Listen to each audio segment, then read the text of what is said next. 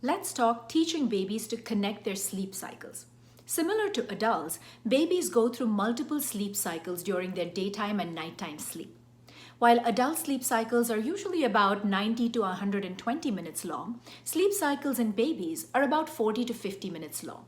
As adults, we wake up multiple times at night at the end of our sleep cycles.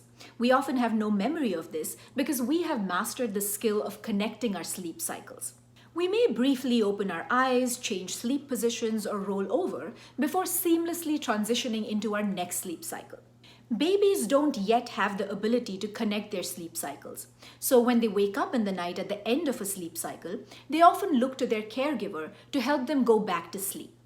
This is why once babies turn 3 to 4 months of age and begin to get a sense of day and night, it's important to teach them to self-soothe and to fall asleep independently.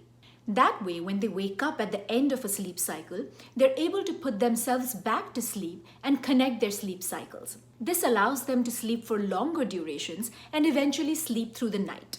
Another reason why it's important to teach babies to fall asleep on their own is sleep setting familiarity. Picture this. You go to bed at night in your own bedroom, in your own bed, comfortably under the covers. When you wake up in the middle of the night, you find yourself in your driveway.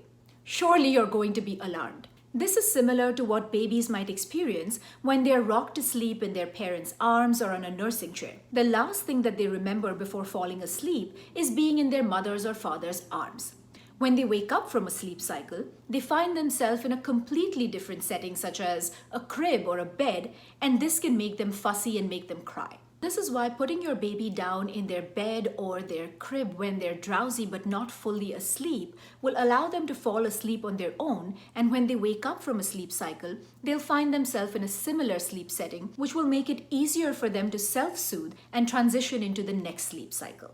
So the next time you're trying to sleep train your baby and you hear someone come up to you and say that you're neglecting your baby or prioritizing your own comfort, explain to them that teaching babies to self-soothe and to fall asleep on their own in a developmentally appropriate manner is in fact giving them the tools that will help them sleep longer and better.